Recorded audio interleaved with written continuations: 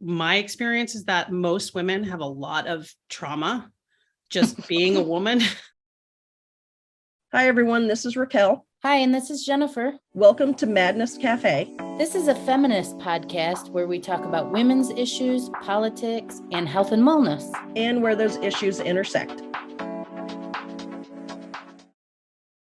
Hey, everybody. Welcome back to Madness Cafe. Today, Jennifer and I are super excited because we are joined by the super awesome Libby Bunten. And if you don't know who Libby is, she is a feminine embodiment coach whose passion is to strengthen the lives of women in her local community and beyond. Raised in a quintessential Maine coastal town, Libby always did whatever it took to make a living and get the job done. Before a career in social marketing, she did everything from manual labor to freelance writing. A brief stint in a toxic patriarchal corporate work environment propelled Libby to pursue an MS in clinical counseling, which ultimately led to her work in feminist leadership development with like-minded, independent, and irreverent women. She recently founded and launched her newest group coaching program, Self-Approval School, where women come together in sisterhood in new ways to remember who they are, break the bullshit rules, and learn to give themselves the stamp of self-approval. She is also the co-founder of Unbecoming, a 6-month leadership journey for women to unlearn who the world told them they are supposed to be, to reveal the truth of who they really are. When she isn't cheering women on, you can find her traveling with her Hebrew hunk, Paul, singing karaoke, or in deep surrender to the abyss that is the journey of healing. Libby Bunten, welcome to Madness Cafe. Thank you so much. I am so excited to be here. I love what you're up to. So, and it's always fun to hear somebody read about your life. You're like, what is it? Did that all happen? You're like, I'm amazing. Did that happen? Yeah, that all happened. Awesome. That's so awesome. I have kind of a big question for you to start because you're the CEO of the Self-Approval School. How did that happen? Well, that's an interesting, I love that question. Wow. How did that It is a big question. How did that happen? Well, a little snippet is, I'll give you like a moment and then I'll build some backstory. But I was laying on my sister's massage table, actually, it was right at the beginning of the pandemic. And it was after being involved in this type of work for a couple of years. And I had in the beginning of this type of work, when I found the right coach for me and the right sisterhood and people who were not I'm just going to say it. No, none of this fake pussy power shit. It was we're actually really going to do the hard things and we're not going to step over shit. We really went in together. After doing that for a couple of years, I was laying on her massage table and it just downloaded to me Self-Approval School. That's the name. Here's the curriculum. Here's all the modules. It just came into my body. I actually have chills right now, even telling you about it. And then I burst into tears and promptly tucked it away. I got out of the massage. Yep, I would have done that. Yes. And went into the car, cried again, and then typed it into a note in my phone. And it was the whole thing, the whole program. Wow. And all my imposter shit came up. Who am I to do this? All these other amazing women do this work. What do I have to say? And so I was just you know what, there's enough craziness going on right now being alive on planet Earth. So I'm not going to take that on. And I was helping support another coaching program. And I actually hadn't officially named myself as a coach, even though I'd been coaching people for years before I was a therapist and after I left therapy. So that was the moment when it came to me. And I told you some of the backstory, but what ultimately happened is I just kept getting contacted about coaching. And I'd be like, no, I'm not a coach. Coaches would contact me about coaching. And yeah, and I was involved in this other program with this amazing woman named Megan Jo Wilson, who Monica and I, that's how we met, was a group called Rockstar Camp. I was helping support her program. So I was, getting very fed over there. And then one day it just landed. I asked one of my coaches, I said, if you were me, what would you do to just open the door, open the floodgates? And if I were to do another business? And she's like, coaching, absolutely 100%. And that was about probably 9 months ago, I think 8 months ago. And it's been like a wild ride ever since. Wow. So obviously this was meant to happen for you to be coaching. It's not always easy because my experience is that most women have a lot of trauma just being a woman. Mm-hmm. But yes, Mhm. yes, we do. Oh yeah. What do you two know about that too? Yeah. Yeah, a little bit. So it's a lot, and it's like incredible how deeply, I made a post about this once, like how deeply women long to love each other and be loved Mhm. by other women. So when that space is created, like so much healing just happens by way of that space being created. So yeah, it's been pretty incredible. And it's not always easy, but it was easy. I mean, it was like the floodgates. It's like I filled every group I've been part of. Then Monica asked me if I would run a group with her, and I just adore her, and she's such a mentor to me, and we're obsessed. We call each other the trauma twins, which is so twisted, but it's true. And I was so like, wow, yes, and wow, because she's just so incredible, and I felt really honored. So yeah, it's been easy in the sense of everybody was like, welcome to the party, we've just been like waiting for you to do this. And has its challenges of being with all that suffering. But we do a lot of celebration and stuff to in the healing process. Wow. So What what kind of reaction have you been getting from women taking part in the self-approval school? Asking for a friend. Yeah, asking for a friend.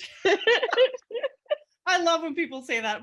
The reactions I've been getting are pretty amazing. I have had women from early 30s. There might have been someone in their late 20s in one of the groups, through like 60s in the same groups, like that whole age span. And one girl has done like 3 groups, and her PCP, her like lifelong PCP, and her therapist of many years signed off on her HSA paying for her to do another one because she had like grown so much during the group. Oh, wow. Yeah. And I'm, I'd love to take all the credit, or I wouldn't actually love to take all the credit for that, but you know what I'm saying. But Right. but like the way that women heal together when they're allowed to is just like so profound. And then women saying like, I realize that I deserve to not feel like fucking shit all the time about myself. And people leaving like, toxic relationships, Yep. toxic jobs. And also like a lot of, they're like, oh, you mean I'm allowed to flirt and play when it comes to my goals or friendships or whatever? So a lot of naughtiness too. Like I always fan the flame women's naughtiness. Well, that's good because we don't fan it ourselves generally. So, no. So thank you. Yeah, of course. Of course. That's what I'm here for. I brought my feathers in case we need them. Lovely. What do you use your feathers for? Well, I personally use them to literally feather myself because there's lots of reasons. One is we talk a lot about pleasure in the groups. So, and we talk about this in the unbecoming thing that Monica and I are running as well. And pleasure has such a like taboo, undertone. It's changing a little, and people pleasure is kind of everywhere right now in the conversation. I've noticed in like women's leadership circles. But pleasure, my take on it is we have, in like the oppressive patriarchal sense, we have been taught that pleasure is always externally activated. Like you need some sort of external, in like heteronormative culture, you need a man to give you pleasure, which quite frankly, I know a lot of women who are not getting that. But right, it's like, yes. But we talk, but it's Sorry to all you guys I've dated who are watching this. yes, have them call me, I'll help them out. But yeah, so it's actually, we have access to pleasure all the time. We are the center for pleasure. So the feathering is actually like a pleasure activation thing for myself. It feels nice, but it's also, I'm, a psych geek. It helps stimulate your vagus nerve, which helps you stay out of fight or flight. It helps with self-soothing. Nice. and I just love it. Like, I'm a very sensory person, so I love it. And the women who graduate get a big feather, and you would have thought I handed them a fucking $1 million. They're like, oh, I get the big feather. It's so Okay, fun. just to kind of start at the beginning, if someone were to sign up, are they doing the entire program online or are they meeting with you somewhere? Great question. So for self-approval school, actually, and unbecoming, but for self-approval school, well, it's been 7 weeks. I think I'm going to change it to 8.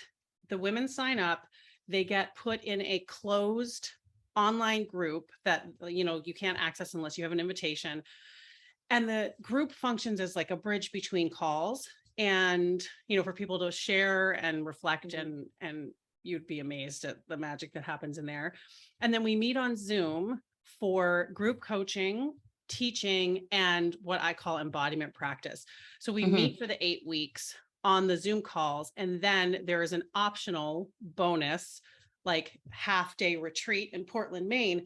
We actually had women fly from like multiple places in the country to come to the half-day retreat this last time. I love in person, I really do. And I love that the spread, you can reach so far when you do most of it virtually. But yeah, that's really the gist of it. And what So- is the definition of embodiment? That was my question. Yeah, good. We think alike. Yeah, we Great do. question. I actually made a post about this, but at one point, and I don't remember exactly what I said, because I actually I'm just like sidebar, I don't do marketing or anything unless I feel really inspired, and it kind of like channels. So it's like, Okay. when I'm talking to you all, I'm just like, yes, like, let's just get into it. And I'm not thinking. That's kind of how I do marketing posts, because if I try to force anything, it's just not sexy. It just doesn't work. So I don't know exactly what I said in that post, but it was probably along the lines of, I'll never forget the first time I heard someone say, your body's not just a head carrying device. And I was like, oh, oops, like, whoops a daisy. And the way I see embodiment, well, there's a lot of aspects to it, but the core thing is like bridging the gap between the idea, like the intellectual idea of something, because I tend to attract very high achieving women who are like, I do self-care, I do these things, I understand this, but I still feel like I'm dying inside. So bridging the gap between the idea and the concept of something, and getting your body on board with living that.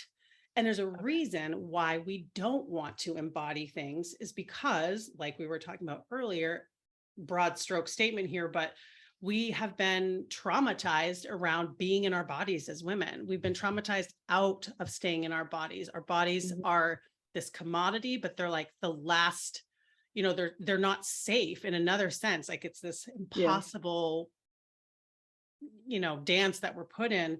So I see embodiment as when you can get the concept to actually, get your mind and your body aligned, and actually be able to live the concept in your body in real life. So like the difference between understanding that, of course, we should, which I hate, but we should approve of our bodies. Of course, we're all beautiful, of course. And then the actual act of starting to do even tiny little bite-sized things that help you start to feel like you can get with that. And it takes time. It takes time. But I'm a gray area person. That's a long explanation, but that's how I see it. No, we like long explanations here, so that's totally cool. So can you give an example of a way that women can kind of get in touch with and connect with their physical selves and learn to start and being safe in their own bodies again? Yes. I mean, I think I saw that Jennifer signed up for on my website, so she'll get this stuff. She might have already gotten the first one. I might have read it. You might have read it. I made them the top 5 embodiment practices. Yeah, I signed up for that too. Yes, I might have made them as steamy as possible so people would open them, which I did. I made the titles really steamy.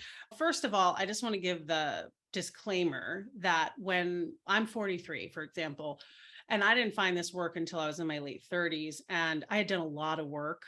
And it's a forever journey. I always say the good Right. news and the bad news are the same thing. The work is never done. So in some ways you're like, oh no. But in other ways, it's like, oh, okay, I can just let myself off the hook and realize this Yeah. is going to be a forever thing. I just want to give that like caveat because women don't need more things to feel wrong about, right? One of the things I love, which is like always makes people laugh, is jiggle therapy. So I have like always been a very curvy, voluptuous woman. And there have been times in my life where I loathed that about myself. And I had an eating disorder at one point and, all that. And then there have been many times, like right now, where I find great satisfaction in it. But part of it was like, I actually kind of consider it like exposure therapy. So like literally looking in the mirror and jiggling my thighs. Thighs tend to be yes, bingo arms or whatever you want to call them. Yes, I love it. Thighs, like, Can't believe I just did that on I public television. I really hope that you put that clip. Oh, I will. Yes. Oh, it'll be there. Yes. Oh, I will. Yeah. So women specifically, what I've noticed, myself included, thighs, there is a lot of trauma around thighs. I do think some of it has to do with like the gateway to our Yeah. pussies, there's that piece. Mhm. And it's like this whole obsession with thighs is just mind blowing to me. So the jiggle therapy, I put it on my Instagram sometimes. I'll like lay on my back, I put my legs up, like it's basically like stripper legs or whatever you want to call it. And I like look at the rippling, jiggly, like fat and cellulite or whatever's there and just look at it. I put music on and I send love. And at first I wanted to die. Now I love it. My niece who's 7 does it. She thinks it's like the greatest thing ever. I have lots of women doing it. So it's like, if we can be taught to like loathe our thighs, I figured, well, I'm just going to jiggle them and love on them. And, what's the harm in that? And it's really quite something when you have that moment where you're like, oh, this is pleasurable. First of all, like shaking is a trauma treatment, like tremoring. Nice. Yeah. When an animal gets injured, they tremor on the side of the road or wherever they get injured. It's because they're shaking the trauma out of their cells. So I'm like, I'm getting rid of that thigh trauma, Yeah. Yeah. Let's get some trauma out. No more trauma. So jiggle therapy is one that I pretty much always mention when people ask me that question. Another one is, I don't want to spoil them all, but another one, this is pretty obvious, I think, is taking dance breaks because our bodies, again, we're like sitting so much nowadays, but also we get kind of culturally trained out of just dancing for the sake of dancing. Those are a couple that really make a big difference. And there's so many other things, but those are just a couple. One of the love things that. I heard you talk about, I can't remember the name, microaggressions or Oh, yeah. something like that. And when you were just talking about thighs, I had this really clear vision of my daughter when she was in high school, examining herself for a thigh gap and saying, Mom, I don't have a gap. There's something wrong. I had never heard of thigh gap. I'm a little bit older than that. That wasn't a big deal. I don't think it was, but you remember thigh gap? No. Well, I don't remember it for whatever reason, but is that these micro traumas, those type of things? Yeah, I love this question because microaggressions can be so many things. But yes, it's like waterboarding. It's like one drip at a time about where we're seeing ads, for example, where it's literally people's inner thighs have been erased to make it look like there's a thigh gap. Does anyone have a thigh gap? Is that a real thing? Some do. Yes, some do. I certainly do not. I assure you, it's like I could like whittle a piece of wood between my thighs just walking because they're like so.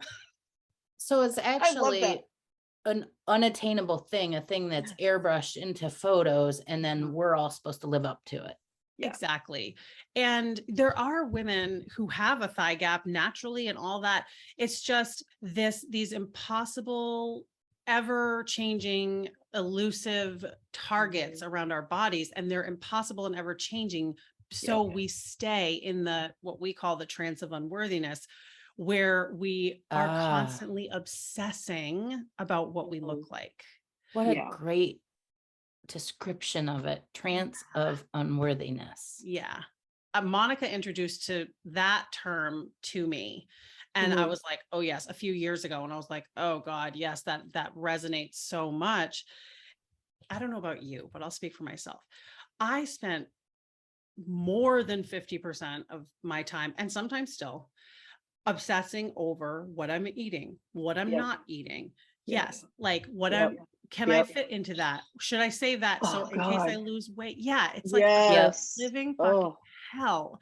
Yes. Yeah. And yet I've still made it this far, got a master's degree, used to, like look at you, all of us, right? We have spent so much time being preoccupied with our unworthiness. Yeah. Yeah. Imagine what would be possible if it was even only like 25% of the time that we were obsessing. Yeah. It's by design. It's a system of oppression to keep Mhm. bodies in a system, to Right. keep it in like a machine. Yeah. And Capitalism. yes. And to stop us from realizing our full power. But by design, by who? Who is the head of this? Well, this is also a great question, because when we say patriarchy, there's a big difference between patriarchy and men. The Right. patriarchy, in my opinion, is not serving men either. Males happen to be the primary beneficiaries of patriarchy, like the 1% of old Yes, white some men. of them. Yeah. And it's not working for men either. It's keeping them in this tiny little box around their emotions. It's making them, think that they have to kill themselves to produce or whatever, fill in the blank. I'm not a man, but I hear this. Or to look a certain way. Look a certain way, to Drive a car. Yes, aggression is like an approved of response, but tenderness is not. Right. So I always like to make that differentiation. And so the definition of patriarchy is a system where men primarily hold the power and money, and women are primarily excluded from it. It is a male established system. And this, you can geek out for years on this history of how women were removed from the church, women were burned at the stake, all these things for our superpowers, essentially. Yeah. Women were taken out of healthcare, out of gynecology, basically. Exactly. Oh my God. Don't even get me started about gynecology. I'm like on a rabbit hole with that. And I'm like, this is so disturbing. But it's awful. So that's the definition of patriarchy. Now, you can trace it way back. There's a podcast called Breaking Down Patriarchy, and she means it two ways. One is historically breaking down how this happened. So I highly recommend listening to that podcast. Cool. She does it like a book club kind of, and reads about the timeline of patriarchy. And they're actually, what's fascinating, and I know I'm kind of going on a sidebar, is that there's this is great. Okay. Is that there's actually not a single documented matriarchy in history. So people say there's a matriarch, like a queen or whatever, but by definition, if a patriarchy is the definition we just gave, matriarchy would be a system where women primarily hold the power and money, and men are primarily excluded from it. That's never actually happened. Women. Wild. Yes. So you'll love the first episode. And she talks about some ancient, like Mesopotamian civilizations or something like that, where they had men and women competing in sports together, like co-ed sports, and women were shirtless, and they have all this, like all these artifacts proving it. So I know that's kind of a sidebar, but I highly recommend looking into all of that. And what, to tie it into my story, before I found this work, I went to an event in New York City. Well, when I found this work with Mama Gina, I don't know if you all know. So it was a 2-day event, 2,000 women in the Javits Center, which was very intense, I assure you. But she spent the whole, several hours of the first day laying out the history around this. Oh, And it wow. was traumatic. I was like, oh, I'm like, have I been asleep? Like, how the fuck did Mm-hmm. I not put these dots together? Mm-hmm. And I came home and cried for a week straight. Wow. And it was just grief. And rage. I was like, holy fucking shit. Like I could feel it in my cells. And I was like, well, now what? What do I do Yeah. now? I'm getting that feeling in the space of like, oh shit, like, wow, to think about patriarchy that way is just so disturbing. Yeah. I feel that That's a rage. lot. Yeah. Yeah. We Yeah, we talk righteous. about rage quite a bit on the show. So because there's a lot for us to be enraged about. Mhm. Hell Yeah. yes. Well, I think I heard Mama Gina call it this first, but righteous rage, rage that Mm-hmm. belongs. Like if you're a woman alive in history, like at this time in history, and you're Mm-hmm. not enraged, You are I'm not paying concerned. attention. You're Mm-hmm. asleep or you're just signing off on a system because it benefits you and you're Mm-hmm. afraid of it being taken away from you, Yep. specifically white women. You know what Yeah. I mean? Like Exactly. Yeah. Yeah. it's Or you're afraid the protections that it affords you will be that's what taken I away. yes, Yeah. Yeah. exactly. Yeah. Exactly. I mean, we could spend days Oh, unpacking yeah. patriarchy. So I have two things just really quick before we get Of course. too far removed from Yes, of course. what I wanted to throw in here. So the whole thigh gap thing. So Libby, Jennifer and I are both 53. And I do remember the whole thigh gap thing, like from when I was a kid, when I was little. I think I was maybe, I don't know, 8 or 9, maybe. And my mom used to get Cosmo magazine, right? So I'm like, little 8-year-old me flipping through Cosmo magazine, like kind of half thinking, oh my God, this is kind of a dirty magazine. I don't think I should be looking at it. And they started talking about eye gap. So Mm. I remember looking down at my legs and thinking, because they showed a model where her legs didn't touch. And I was like, huh. And I looked down at my legs and I went to my little brother and I go, are my legs okay? Do my legs look like that? Is there something wrong with my legs? And he goes, your legs don't look like that. And little 8-year-old me, I took that as, oh, there's something wrong with me. Mhm. Right. So, that kicked off, lifelong body dysmorphia. So is that whole thing of, oh, I don't look like the pictures. I don't look like what they tell me what I'm supposed to look like. Honestly, I think one of the reasons why I reached out to you, Libby, is because of what you wrote on Instagram one day.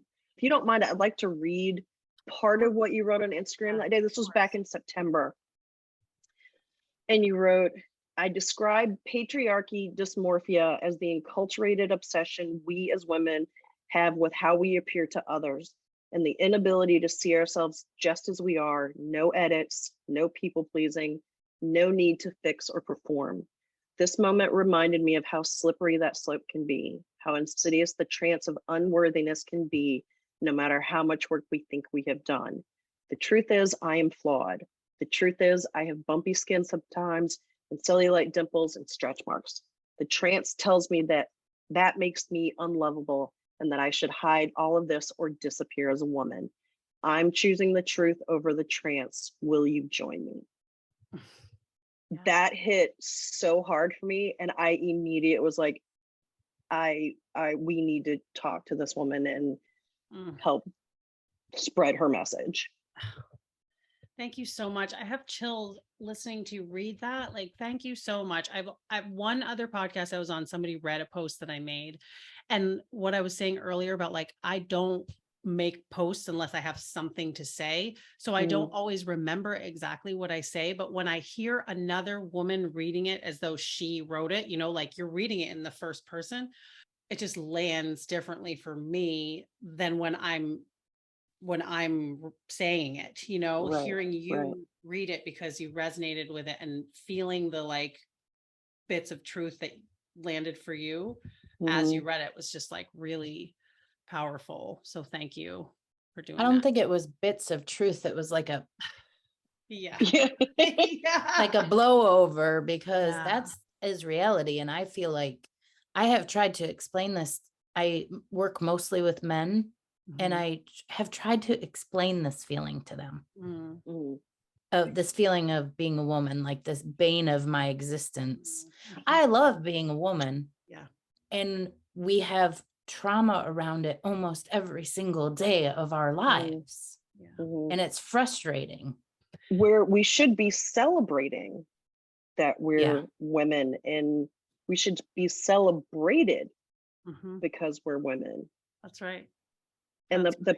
the power that we have because of who we are. And I mean, yes, I'm saying this right now, but I even have to, I mean, I have to remind myself of this all the time. Yeah, we always say it's in the air we breathe. It's like these other just all kinds of different ways that we're enculturated into oppression. It's like we're steeped in it, and you don't Mhm. know until somebody takes you out, or something like some sort of life experience kind of yanks you out, and you're like, well, the air is fresh out here. Like, why the hell have I been breathing that in my whole life? And that post and what you're saying, Jennifer, is like, this is what I'm talking about, is like, we are consumed as women, like culturally, Mhm. we're made into these units to be consumed around our bodies.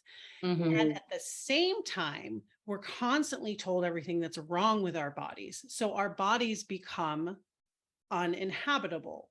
It's like this constant inner conflict that we have. It's like, well, if somebody wants me, then I'm valuable. If I'm this size, then I'm valuable. If and at the same time, so we're thinking we're trash or whatever the case may Mhm. be. And at the same time, people still want to consume us. Like they tell us that we're not consumable because of X, Y, and Z.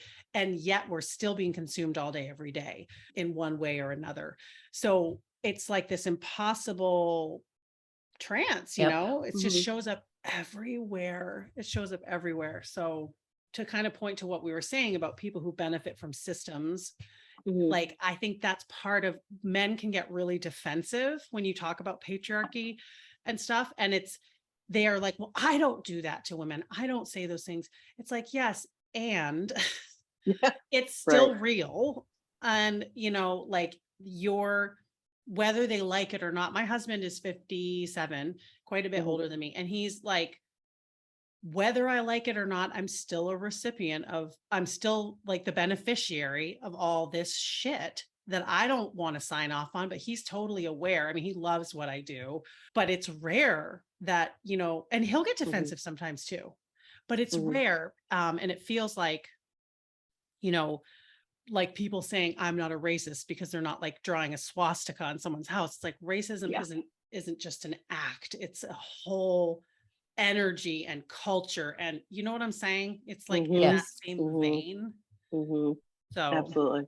yeah. I had this epiphany running this morning. I was thinking about one of my last relationships. We broke up because of political stances. Mm, And this just hit me like he said to me, it's too bad you're your father's daughter. And he was talking about my beliefs in politics. mm, My dad is definitely Democratic and this mm. guy is libertarian. I realized in that moment, he was saying I either had to have his beliefs or my father's beliefs. There was none of my own beliefs to be had. Yeah. And I realized in that moment that that was truly the issue. It wasn't the Democrat versus Republican versus Libertarian. Yeah. It was the fact that he didn't believe that I, as a woman, didn't have to be my father's daughter or his girlfriend. I was actually just me. Wow. Wow. Yeah. And if you would ask him or many of the other people that I know, they would say, no, no, I'm great. I'm good to women. I love women. And that's true. And yet Mhm. they still hold these beliefs that Mm, we are property of the father before we become property of the mhm. spouse or the boyfriend. It's just ingrained. It's ingrained in all of us. It's so Mhm. ingrained. It starts from like the moment we're breathing. I Mhm. just want to ask you, what did it feel like to have that epiphany? That happened 2 years ago. Mhm, And I was so caught up in it being a political battle mhm. that today when I was running, I was like, that's what it was really about. It was about me not having my own autonomy, to have my own opinion, no matter where it was. he was accusing me of being my father's daughter, which I am, Mm. but I have my own thoughts. Mm. That's Yeah, it was- embodiment. That's embodiment, Jennifer. That feeling, I have chills. Yeah. Like that's the bridging the gap between, like you said, you're like, I was in my head before. It was all like, oh, he's wrong, I'm right, or I'm wrong and he's right. Like it, it has to be Yep. this argument. And when it's like, oh, the truth. And I love that you were running, because that's why the dance breaks is like when you move your body, you get your body on board and you're Mhm. digesting, It was life. 2 years ago and it finally went. Yeah.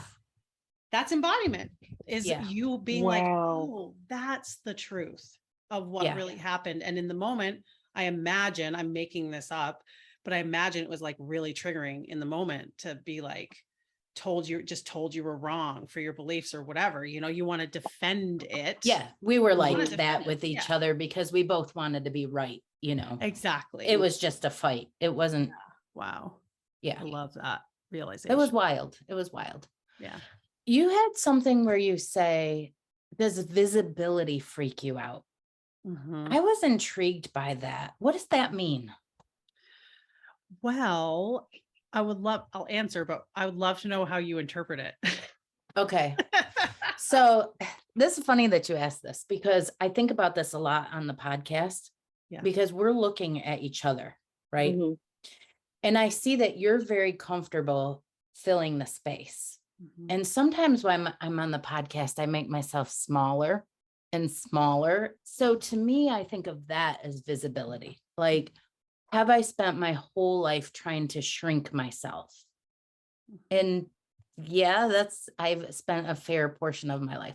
So then sometimes I get on the screen and I try to take up the space and be like, okay, here I am. This is my space. Mhm. Right? Do you ever think that, Raquel, when you're looking into the... No, well, see, I don't have that impression when I see you like kind of doing like this. I interpret that as you're leaning in. Well, Mm. sometimes When I you're am, having a but conversation with sometimes somebody I'll and you shrink. lean in. But I Mhm. don't see it as See, now I want to you take up shrinking space. yourself. Yeah. Right. Like I don't think of it that way. Yeah. But what I'm when I asking see you you. is, when you're looking at it, do you see yourself in size compared to other people? Me? Because I visually do that. I'm checking us all out. Mhm. And I'm like, I purposely position myself so that only so much of my body shows. so is that what it because- means? Yeah, because I feel uncomfortable with my weight. Yeah.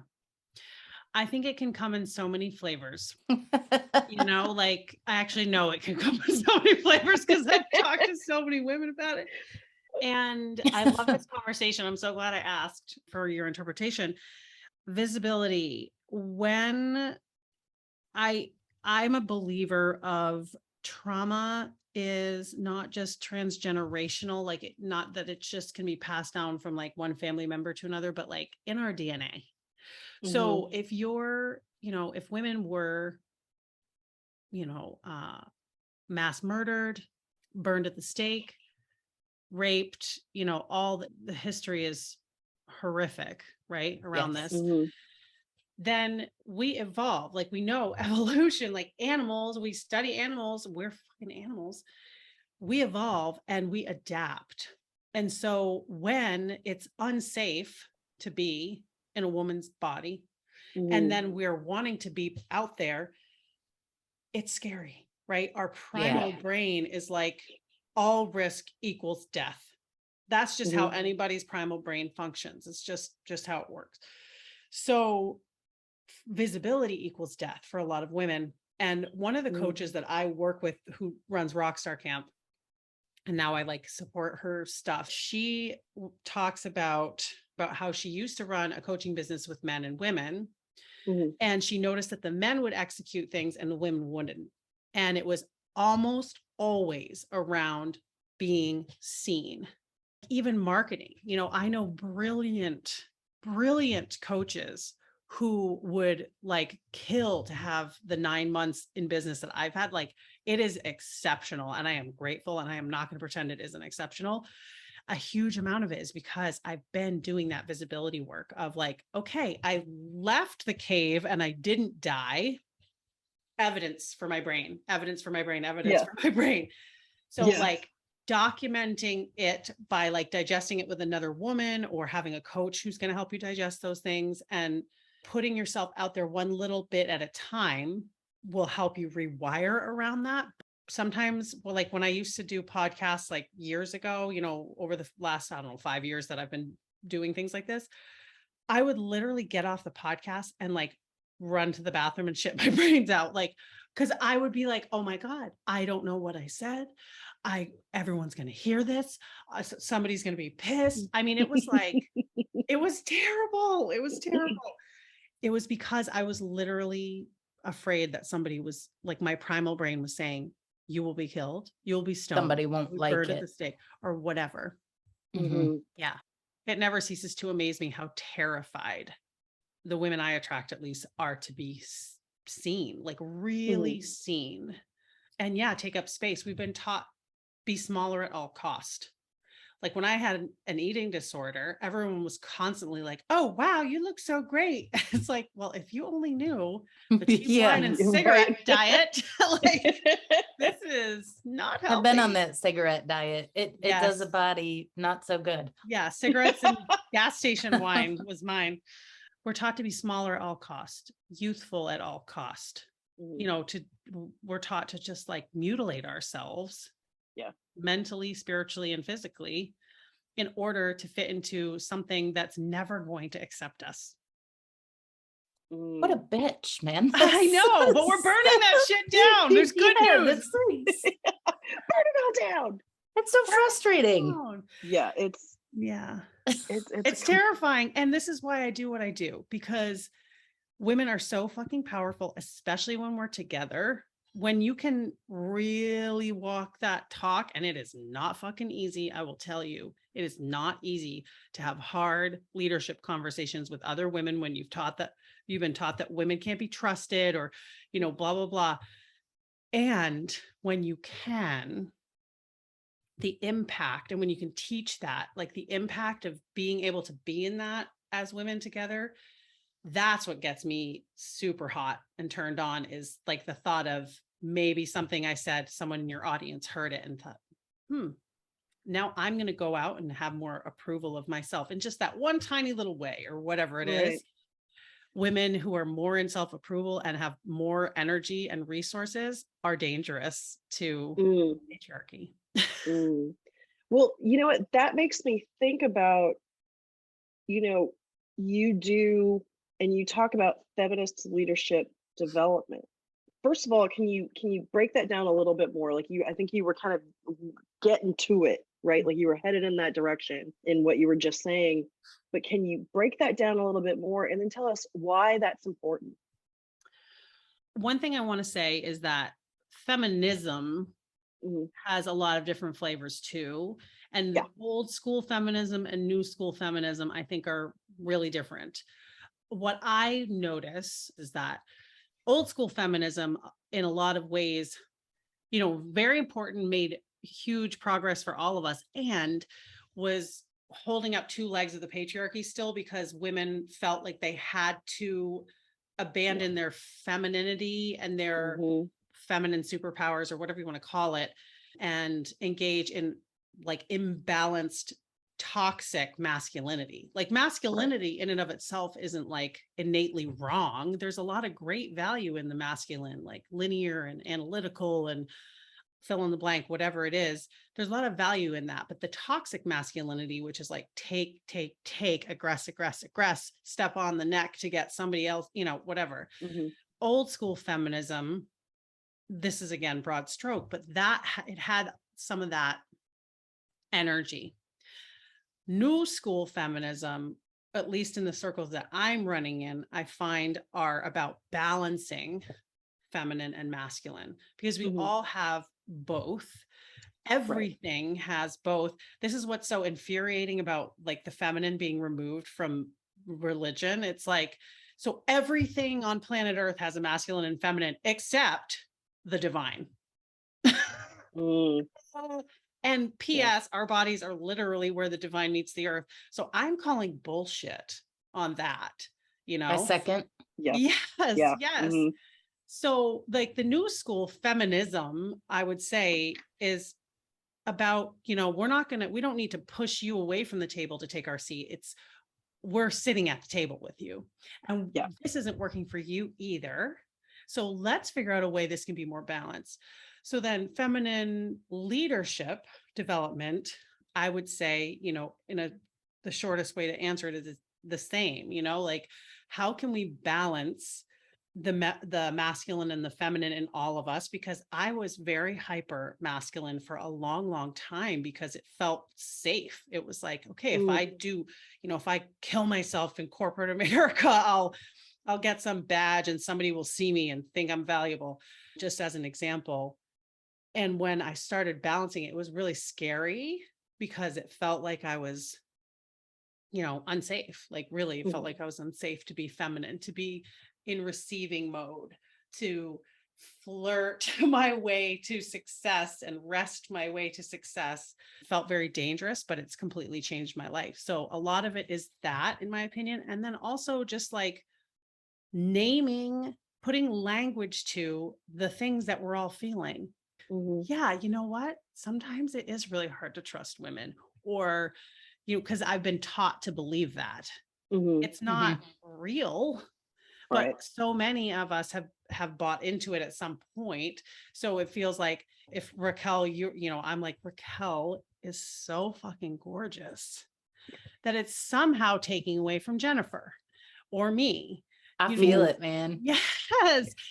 But you're like lighting up when I'm talking about it. And it's, so we're in agreement. We've made an unspoken agreement already. I can tell that we're not going to do that together. We're not going to feel like it's scarce.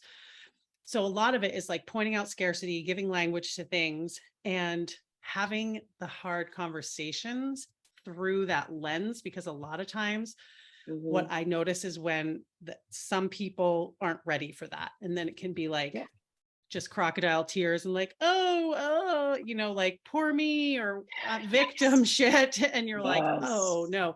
Or like spiritual bypassing. Like, oh, this isn't high vibe. Like, let's get on with it or whatever. Yeah, positive vibes only. Yeah, it's like, I'm going to say hell fucking no to that, because that's gaslighting. Yeah. Just for one, that's not to mention all the other problems with it. So that's, again, my big gray area explanation of feminine leadership development. No, gray areas are good. Don't apologize for gray areas or long explanations. No, those are kind of our happy spots. So we dig it. Yeah.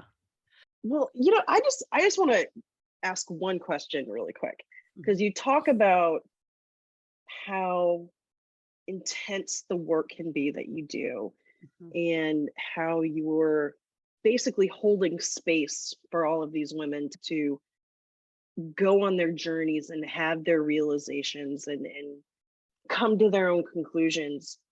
That's got to be heavy for you sometimes. It's just got to be, right? To hold that much space for so many people. What do you do for you to care for you so that it doesn't drag you down? I love this question because it's part of practicing what I preach. So one thing I will say first is it's one of those things where, yes, it's super intense, and it's also incredibly energizing and motivating when you see a woman say, I'm leaving that abusive motherfucker, like, or whatever, Yes. And when I worked as a therapist, I learned some things for like energetic field sort of practices. But really, I would say the most important things are some of the embodiment practices that I teach. So like I feel intense rage. Like I actually sometimes will just have a rage wave or a grief wave from doing this work with women. My husband was like, wow, like what's going on today? This was a few weeks ago. And I was like, I'm just like, is there a woman on earth who hasn't been raped or abused or, See, I'm just I like, feel that too. yes, it's like, is this fucking real? Like, Yeah. is this real? It's very real. Mhm. And so I have practices that I've learned through women like Mama Gina and Megan Joe and some things I've come across in therapy and things like that, where I really actually go into that. It's like, I actually am not a huge fan of grounding. I think it can be helpful in certain Mhm. situations, but I'm actually a fan of turning towards the trigger, because a lot of times your body is saying, it's telling you something, but we've been taught not to listen to our bodies. We're taught to silence our bodies Yes. as women. Yes. When anything, even when we're being sexually assaulted, my body's telling me something. And I, like, if it's in my chest, I'll like turn towards it and actually talk to it like it's a little Libby. So, I do things like that. So I'll honor my triggers. And I also actually have a weekly call where I meet with another coach, and we literally do this practice that Mama Gina teaches called swamping, where you rage for a song, you grieve for a song, and then you do like a sensuality song. And there are some other Oh. practices mixed in there, but I teach embodied rage and embodied grief and embodied sensuality in that same way at the retreats. And it's a lot. They're like, holy shit, when we get there, but they're ready at that point. Like, women are like, yeah, it's like letting the pressure valve off. Instead of waiting till it boils over, it's like every single week and sometimes every day, I actually intentionally spend time with my rage and my grief. Well, and then it doesn't become something that's going to overtake you. Yeah. And fester. You're in the driver's seat. Exactly. And there's a damn good reason why you're feeling it. Like we were talking about earlier, if you're a woman who's not checked out, there's a very good reason you feel grief and rage. Maybe the women who are checked out are not in their bodies. Absolutely. Absolutely. Even the women who are not checked out a lot of times are not in their bodies because it feels so unsafe. Yeah. Yeah. Yeah. I And know that feeling. yeah. And the wild thing is, and this might be a great little punctuation mark, but the wild thing is the degree to which we can go into and honor our rage and our grief is equally proportionate to the degree that we can experience our joy, our pleasure, our sensuality. It's like you can't selectively Numb out. Yeah. So it's really wild when you see what happens, what alchemizes there. And I will tell you, I find it quite hot when a woman is embodying her rage. I'm like, yes, please. I love you. Turn me on. Yes. Like, I want to see that, because it's like, it's the truth. When it's the truth, it is so sexy. It's really interesting you say that, because Raquel and I talked about a sexual assault of myself that I recently became aware of. And I told Raquel on a podcast that I felt like I needed to feel rage, but my head just keeps like conceptualizing that, yes, this happened to me, but I feel no rage. And I told Raquel, I'm like, I need to feel this rage. And she's like, why can't you? And I'm like, because I think it's going to come out like that movie Firestarter. I think I'm going to burn the fucking place down. I know I am. Yeah. Well, and I wouldn't blame you if you did. First of all, I hate hearing that happened to you. And it's the sad truth is that it's so many of us. I know. Yeah. And if it's any, not comfort, but like a little bit of information, is that your system is really smart. So what it sounds like is happening is that your mind has kind of exiled this rage for now, because the rage might feel too dangerous. Like there's no bottom to it. Yeah. And there might not be, quite frankly, there might not be a bottom to it. And I don't think anyone would blame you for not having a bottom to it. Your system will know when you can start to process more of that. Like if you relatively recently remembered it, it will most likely happen over time, because for however many years, this exiled It was part of you. cocooned. Yeah. And it says, no, I'm guessing it's protecting that little you. And it's like, Mhm. there's no way I'm letting anything or anyone touch this little Jennifer, Yeah. if that makes sense. Oh, well, that You know, totally. Yeah. what if there isn't a bottom to it? And what if that's not a bad thing? Exactly. Maybe the rage that doesn't have a bottom, Mhm. maybe that's what fuels you to do the work that we're doing now with the podcast and the work that you're doing with, with writing your book and all of the other great things that you're doing in the world. Maybe that's part of it. Is that crazy to think that No, maybe it's not a bad idea that the rage doesn't have a bottom? no, Raquel, because I don't know if you follow Eckhart Tolle, but he says that that's part of the human condition, is that in order to ascend or to grow or to become what we're trying to become in our lifetime, we have to have some adversity, because otherwise we remain. And that's one of the mistakes we make as a parent. We try to protect our children and shelter them and allow nothing to touch them. But if nothing touches them, then they also can't grow. And I'm not saying Right, we need to right. like sexually assault everyone so that they can grow. But yes, it does become part of the story, or at least part of my story, and anyone else Mhm. who has experienced that. We can choose to grow with it and become sort of a conduit to help others who Mhm. also face similar things. Yeah. Mhm. Mhm. Well, yes. And Raquel, I love that you pointed that out, because like chances are there are a lot of things that don't have a bottom to the rage, Right. rightfully Yeah. so. Mhm. And what I'm sensing in this conversation is what in this world we call rupture. So that rupture, like maybe it is feeling the rage or whatever it is, those points are dark night of the soul, whatever you want to call it, those points in Right. our lives that actually refine us and alchemize the grief and the suffering and whatever it is we've had, that are like required for us to pass through something. And so I Mhm. think that's what I'm getting from what you're asking, Raquel, is like, oh, this is a piece of that process of passing into another Right. version of yourself or whatever.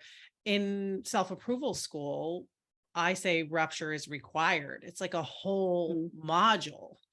It is, ruptures happen in all different ways. It can be micro ruptures or like huge ruptures, like relationships ending or other big losses. And it is when we have a rupture as women, this is what I've found, is that's when we step into that fierce, mature, feminine, watch me fucking do this thing energy, where we're like embodied I got and, chills. yes, like nobody is going to be stopping me. That's what I notice, is like, yes, there's despair and there's grief. And it's like, if your kid needs food, it's like, I am feeding that child, Right. it's Yeah. that type of energy. Yes, rupture and rage. And the more we can approve of these things instead of try to buffer them out, which is what we've been taught, the more we Right. can learn Yep. how to approve of these things, the more whole we can start to feel. That is a better world.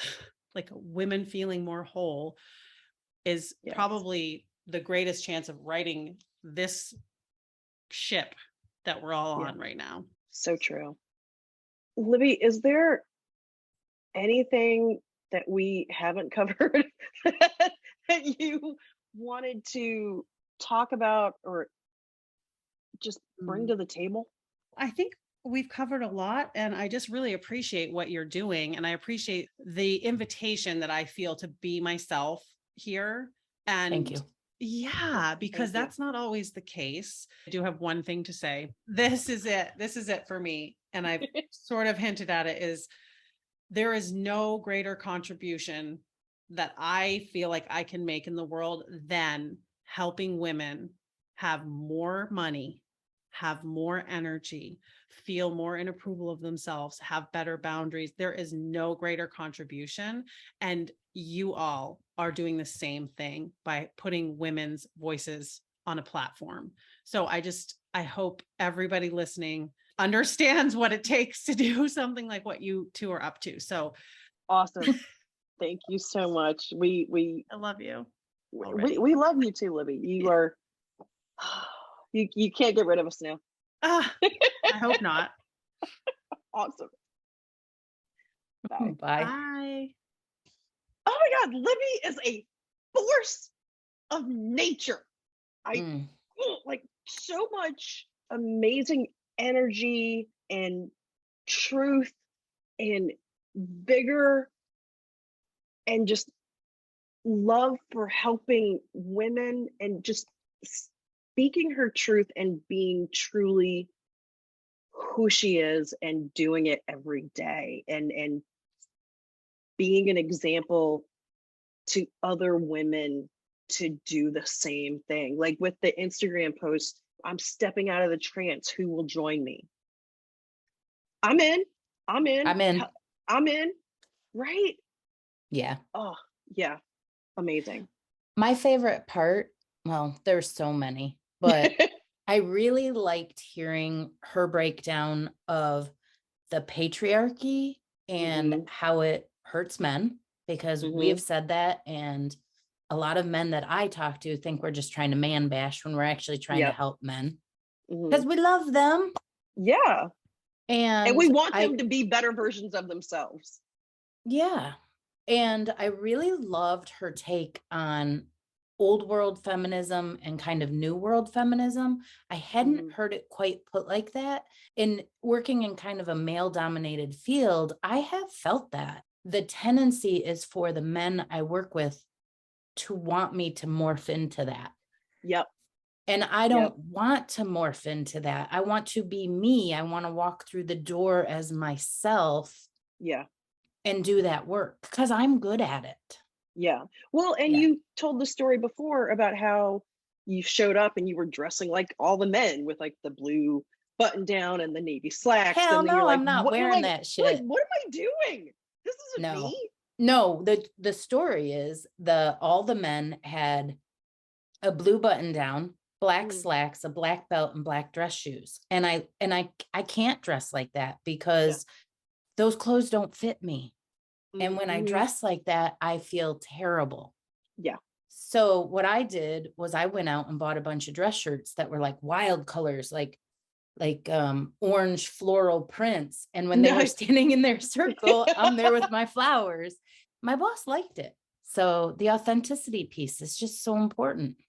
Yeah. And the self-approval part. Oh, big. The self-approval part.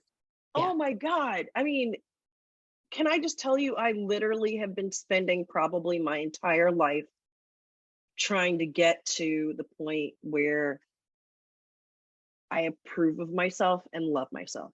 That is a journey. I know. Me and too. she's doing the work and helping women get there. I know. She's a blessing. And we got to talk to her. How lucky are we? We did. And we got to share this with our listeners. How lucky are y'all? Because of you, Raquel, because you found her and you reached out. You're amazing. Thank you. Thank you, Jennifer. And thank you. Love you. Love you too. Bye. Bye. Thanks everyone for listening today. We will be back with more Madness Cafe next week. You can find us on Instagram at Madness Cafe Podcast or email us at madnesscafepodcast@gmail.com. Bye.